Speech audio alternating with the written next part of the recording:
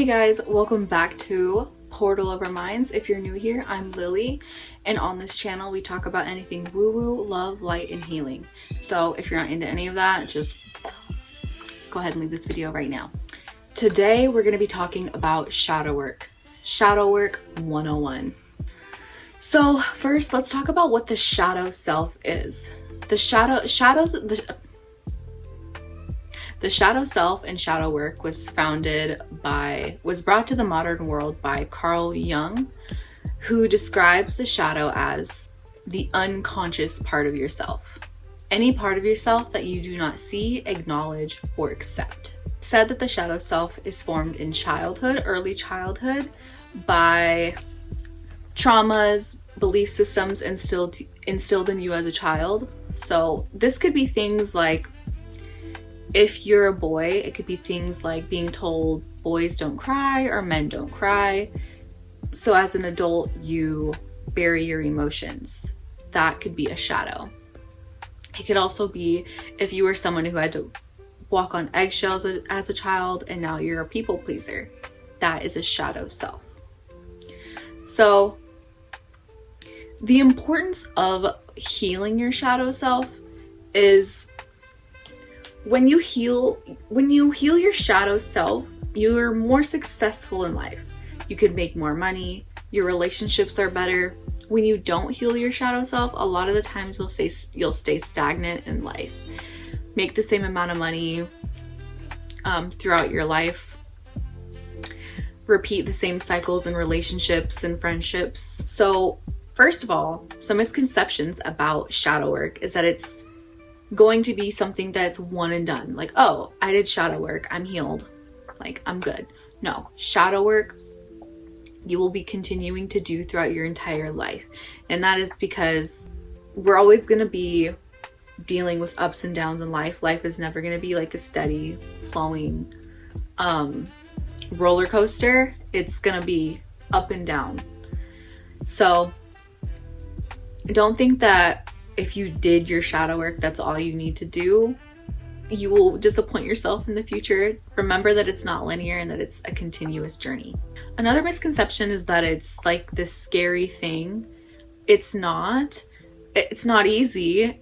I would say be grounded and make sure you're in a good headspace when you begin shadow work, because shadow work is going to ask you to get into the darkest parts of yourself and shine that light on it. That was me putting on a flashlight and shine that light on it, which takes strength and courage. Another thing I want to say about your shadow self or shadow work in general is, if you are wanting to heal your shadow self, being conscious of your triggers, your repeating cycles, and your projections is what's going to be most important. So what you project on other people is something that's within yourself.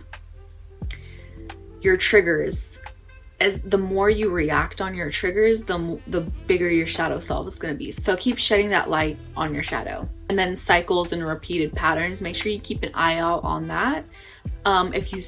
If you're attracting the same type of partners, the same types of jobs that you hate, the same arguments, in the same sticky situations, pay attention to those repeated patterns and begin to stop them and shine the light on that too.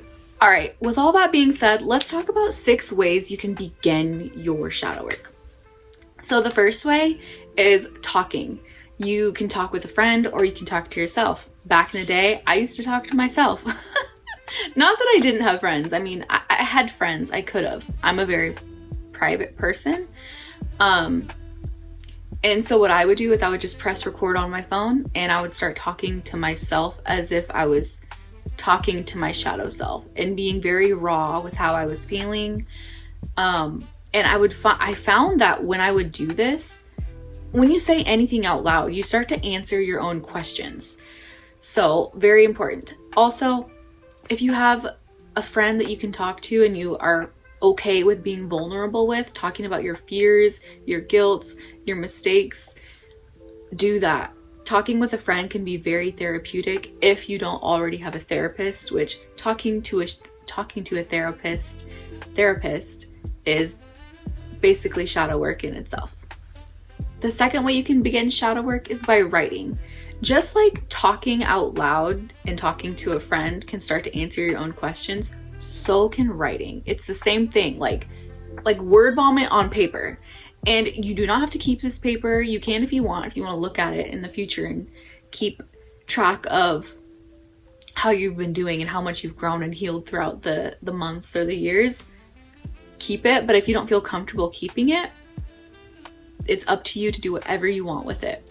Journaling is also one of my favorite things to do. Even if you're not feeling like it's something super traumatic you need to let down on paper, it could just be you had like a rough day at work.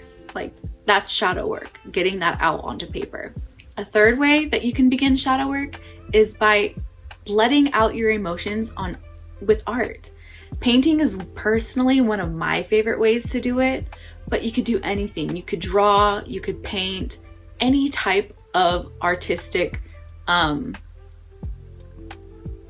Any type of artistic outlet is a form of shadow work. If it's writing music, songs, playing an instrument, like any artistic thing you can think of can be a form of shadow work for you. The fourth way that shadow work can be done is by doing tarot. And so you can get a tarot reading done if you don't do tarot, or if you do tarot, you can do it yourself. Anybody can do it. It's not everybody's thing. I'm still new to it, but one thing I really love about tarot is that the cards are never going to lie to you. They can be very, very, just very raw and real. So be prepared for that.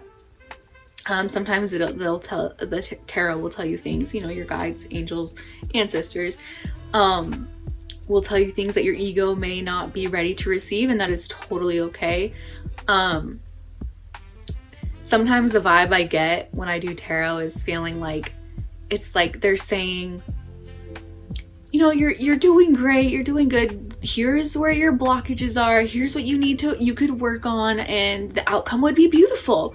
Like, it's all love. It's all love. The fifth way that you can begin your shadow work is by getting out into nature and putting some headphones on, going for a walk. This is personally what I do.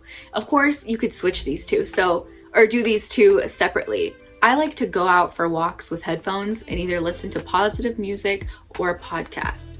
This can really help you by yourself. This can really help you get to know yourself more, ground yourself, and just be in your own space where you can relax, breathe, let go. Walking and being like, this is like a wham bam combo. Walking, nature, and music. Like, that is one of you'll never regret going out on a walk, period.